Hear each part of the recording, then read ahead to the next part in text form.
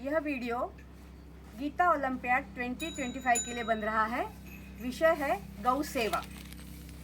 वैसे तो हमने बचपन में स्कूल में सभी ने निबंध लिखा होता है, जिसमें हमने बहुत सारी बातें लिखी थी कि गाय हमारी माता है, वो हमें दूध देती है जो बहुत पौष्टिक होता है, और गाय के दूध से दही बनता है, मक्खन बनता है, घी बनता है, पनीर और खोआ बनता है, बहुत सारी मिठाइयाँ बनती है जो हमें बहुत अच्छी लगती है। पर ये सब निबंध में लिखने की बातें थी और मुझे अब एक्चुअली व्यवहारिक ज्ञान कुछ भी नहीं है गौ सेवा का। और मैं नवी मुंबई में रह रही हूँ 40-45 साल से लगभग।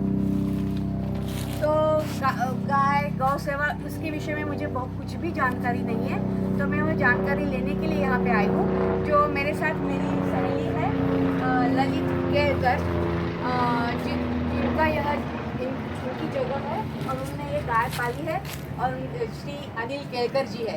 ये बैंक में बहुत बड़ी अफसर थी, ये भी रिलायंस में बहुत बड़े अफसर है, सीनियर वाइस प्रेसिडेंट रह चुके हैं, अभी भी काम करते हैं।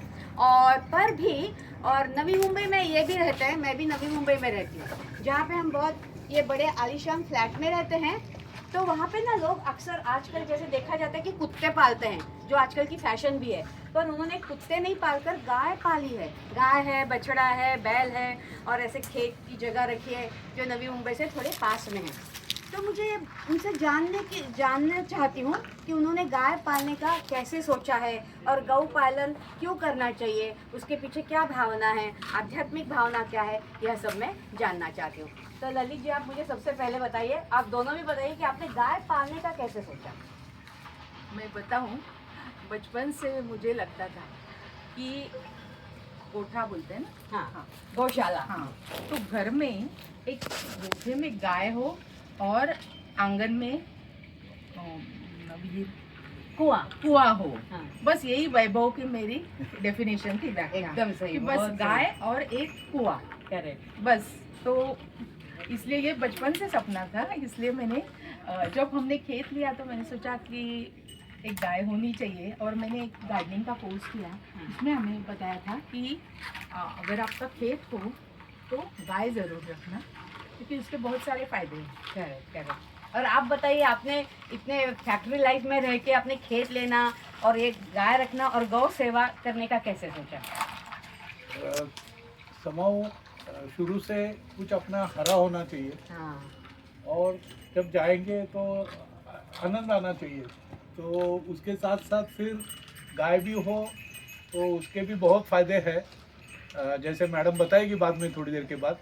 मगर कुछ अपना ऐसे गाय खुद की हो, दूध घर का हो, तो ये बहुत अच्छा लगता है। ऐसे समाओ एक मन में था। तो उसमें फिर शुरू में जब खेत लिया था तो उधर कुछ नहीं था, तो बाजू वाले को बोला था आप देख लो, हरा रखो, मैं आऊँगा तो मुझे हरा दिखना चाहिए। और फिर जब हमने 2016 में जब रिटायर हो गए तो उस टाइम मैडम ने गार्डनिंग का कोर्स किया, और फिर हमने एक्चुअली डेवलप किया इधर। और उस टाइम लगा कि इन्होंने भी पीछे पड़े गाय लेनी चाहिए, तो हमने बोला ठीक है गाय लेनी चाहिए। और कोइंसिडेंस ऐसा था, जब ये सोचा और किसी के साथ बात की कि ऐसे हमारा विचार है, उन्होंने बोला अभी चाहिए क्या, बोला हाँ। तो पनवेल में उनके रिलेटिव्स रहते हैं, उनके पास गाय देने की थी। तो फिर हमने मतलब सोचने के बाद 2 दिन के बाद गाय इधर आ गई। बहुत बढ़िया, बहुत ये बढ़िया। गाय है, वो सगुना उसका नाम है। अच्छा, ये सगुना गाय है इनकी। और इसको गाय का बछड़ा उधर है, उसका नाम क्या है। ये है नंदिनी, हाँ। और उधर एक है, वो है आनंद, उसके पीछे है, पेड़ के पीछे। और भी एक आप बात बताइए कि आपके जब बच्चे आते हैं, बहू, बेटे, बेटी, और स्पेशली जब पोते पोतियाँ आती है, तो उनको यहाँ पे कैसे लगता है, और आप अगली पीढ़ी को ये गौ सेवा के बारे में कैसे दोनों कहते हैं। उनको तो बहुत अच्छा लगता है। एक तो उनको फ्रीली रन अराउंड करने के लिए जगह है। हाँ। फिर गाय है तो उसको जाके केले के पत्ते काट के खिलाते हैं, तो वो उनको मजा आता है। घर से रोटी भी लाते घर हैं। के रोटी लाते हैं तो गाय को खिलाते हैं। तो उनको ये भी पता है कि अज्जी हर टाइम दूध दूध से जो जो कुछ बनता है, पेड़े बनते हैं, उनको पेड़े बहुत अच्छे लगते हैं। अच्छा। तो ये हर टाइम पेड़े लेके जाती है। तो अपनी गाय है इसलिए सब मिल रहा है, ये सब उनको पता है। हाँ सही बात है। जैसे गाय को खिलाना, मैं भी अभी गौ सेवा का एक भाग, जैसे हम लोग ट्रेडिशनली ना घर में जो खाना बनता है तो नैवेद्य देने के बाद प्रसाद चढ़ाने के बाद पहला रोटी गौ के लिए होती है, गाय के लिए होती है, ऐसे हम लोग का मानना है। पर हम सब जो नवी मुंबई में रहते हैं, गाय को तो रोटी देना हमसे होता नहीं है। तो आज यहाँ आने वाले थे, मैं साथ में रोटी लेके आई हूँ, तो मैं रोटी और गुड़ गाय को खिलाया जाता है वो मैं पहले देना चाहती हूँ। हे देऊ घमेला देऊ हाताने देता येईल का तिला? बरं थोडं तुला लांबून टाकावं लागेल ती एकदम हातातून येईलच घेईल ना हातात ना. हम्म. तिला पहिले देते बेचड्याला.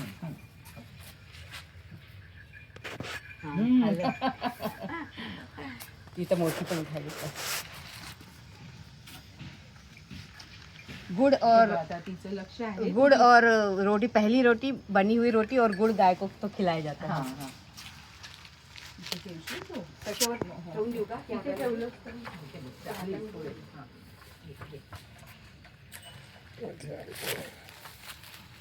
हा, घे तेव्हा ती बरोबर घेते इथे. तिकडे पण एक बैल आहे, त्याला नेऊन देऊ. हा त्याच्यासाठी घेतला होता. आवडला तिकडे हा, काय? हे बघ हे बघ हे बघ हे बघ हे बघ तिला दे, तिकडे येते आता. हो. काढता येईल का तुम्हाला? तसे हे बंद करायला नाही नाही नाही, तिकडे ओ ओ ओ घेऊन घ्या. चालू आहे ना हा चालू दे.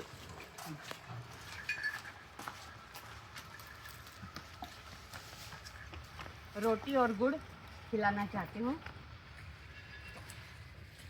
अरे वा नाही, हे प्लास्टिक तोंडात जातं त्याच्या. नाही आवडलं खायला? हा आवडते अरे खाली पडून गेलं. खाईल खाईल तो आता ना ते पोट भरलं असेल ठीक आहे तिला दे गुळ हो.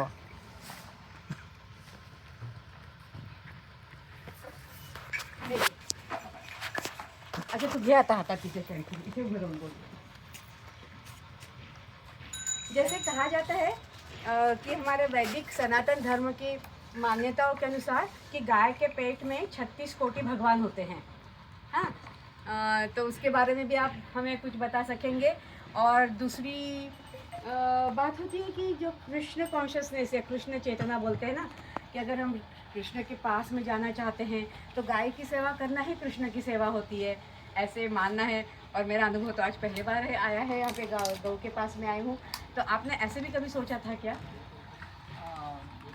ऐसे तो नहीं सोचा था लेकिन एक एस्थेटिक वैल्यू करके हमारा कृष्ण मंदिर है और जब हम आते हैं ना फार्म में हाँ. तो बहुत अच्छा लगता है कि सबसे पहले कृष्ण को अपने अभी यहाँ बाद में हम अच्छा, shooting हम लेंगे। कृष्ण मंदिर में भी कृष्ण जाएंगे मंदिर गौ का है दर्शन करने और के बाद. यहाँ फिर गाय भी है हाँ हाँ. और ये मैं कहती हूँ ये गाय हमारे फार्म की शान है अच्छा. गाय और ये हाँ बछड़े हाँ.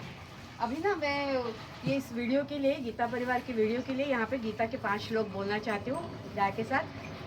चौथा अध्याय में 5 श्लोक है जो नित्य पठनीय गीता श्लोक कहे जाते हैं. तो वो मैं कहना चाहती हूँ, तुम्ही पण माझ्याबरोबर म्हणा.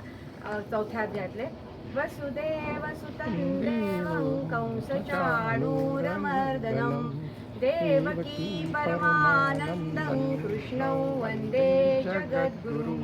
श्रीकृष्णं वन्दे जगद्गुरुं. अजोऽपि सन्नव्ययात्मा भूतानामीश्वरोऽपि सन् प्रकृतिं स्वामधिष्ठाय सम्भवाम्यात्ममायया. यदा यदा हि धर्मस्य ग्लानिर्भवति भारत अभ्युत्थानमधर्मस्य तदात्मानं सृजाम्यहं.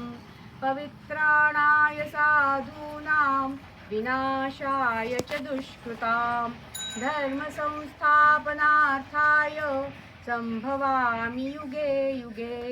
जन्म कर्म च मे दिव्यम् एवं यो वेत्ति तत्त्वतः त्यक्त्वा देहं पुनर्जन्म नैति मामेति सोऽर्जुन. वीतरागभयक्रोधा मन्मया मामुपाश्रिताः बहवो ज्ञानतपसा पूता मद्भावमागताः।